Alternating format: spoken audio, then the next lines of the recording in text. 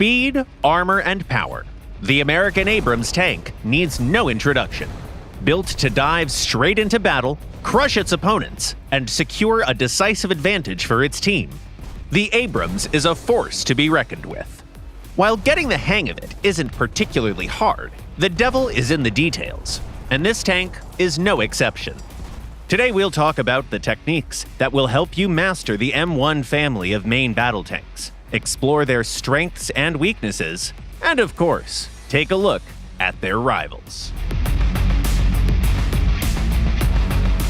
The first representative of the M1 series in the American research tree is an early production model equipped with the 105mm M68 cannon. This time-tested gun, derived from a British design, is already familiar to US tankers that used the M60 and other older generation tanks.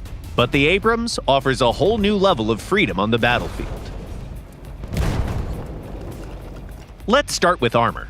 The M1 has strong protection both in its turret and lower glacis.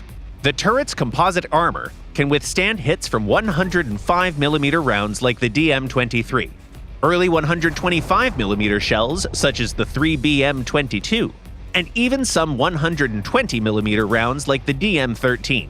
Behind the frontal plate lies armor of similar thickness. When angled slightly, it can even deflect more powerful rounds.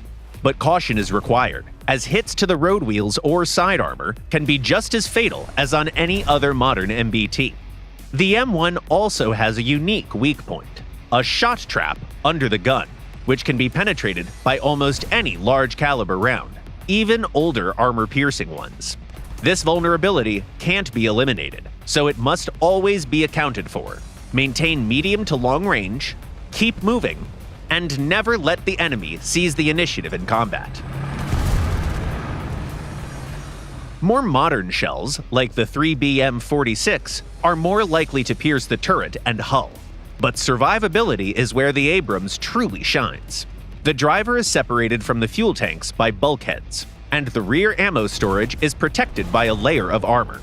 Moreover, by limiting your loadout to 40 rounds, you can keep all ammunition stored safely in the turret, with none in the hull. Separate ammo storage, external fuel tanks, a 4-person crew, and finally, solid armor contribute to the tank's ability to survive hits that would take out nearly any other vehicle. Additionally, the commander has access to a duplicate sight system and gun controls, allowing them to return fire if the gunner is taken out. If the tide turns against you, retreating isn't a problem.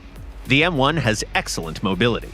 Its 1,500 horsepower gas turbine engine can accelerate this heavy vehicle up to 70 kilometers an hour going forward and nearly 40 kilometers an hour in reverse.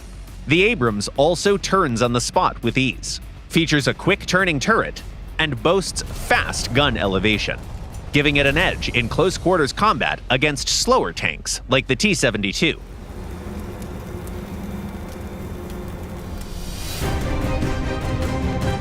Speaking of its gun, while the caliber of the tank's cannon falls short of its peers, it hits just as hard. Or, to be precise, almost as hard. The tank's APF SDS rounds don't have the most devastating post-penetration damage, so you might need to aim for weak spots, such as the lower glacis on later Leopards, and the gun mantlet, or the area below the gun, on T-72s.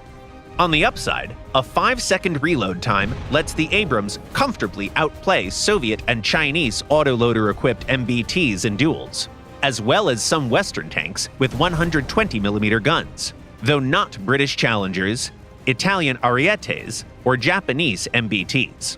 Another asset of this tank is its advanced optics, which outperform older German and Soviet sights at long range. The early Abrams variants also have access to AP shells with explosive filler, perfect for one-shotting light tanks and anti-aircraft vehicles. To succeed with the M1, you'll need to strike a balance between aggression and defense, breakthroughs and tactical retreats. On its own, the Abrams is great for flanking, capable of knocking out multiple opponents before retreating under the cover of smoke. In team battles, it's best not to lead the charge outright, but staying close to the front lines is a smart move. The tank's aim and reload speed really shine in later models. In modern MBT combat, the one who disarms the enemy first usually wins, and the Abrams has plenty of tools to do just that, even against the fastest foes. Later Abrams models mostly feature incremental upgrades.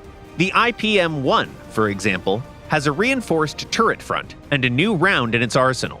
The M900, the most powerful 105mm APF SDS in War Thunder. The round makes it easier to hit enemy weak spots, and the new armor is more reliable, especially when using terrain and taking advantage of the gun's 10 degrees of depression. The M1A1 and later variants like the M1A1 AIM and M1A2 are armed with the 120mm M256 cannon, whose APF SDS rounds can cut through most enemy vehicles. These top-tier Abrams tanks also boast much stronger armor, but at a cost. Models equipped with the 120mm gun are noticeably slower than their predecessors. While the drop in performance is modest, their opponents are significantly faster. Tanks like the T-80 BVM, Leclerc, Japan's Type 10, and China's ZTZ-99A can often reach key positions first, and some even match the Abrams in reload speed. As a result, higher-tier Abrams variants are best played with more caution and greater reliance on terrain. On the flip side, top Abrams variants like the SEP are protected by ERA packages that shield them from bomb fragmentation, heat rounds, and light autocannon fire. So, while mid-range combat becomes the norm, top-tier Abrams tanks are still fully capable of going toe-to-toe at close range, perhaps even more aggressively than before. Finally, the Abrams prototypes, the two XM1 models, are similar to the production variants in every way except for their armor, which is completely absent on both the General Motors and Chrysler versions. On the other hand, both XM1s are far more mobile, making them feel more like traditional medium or even light tanks. Fast vehicles with hard-hitting guns.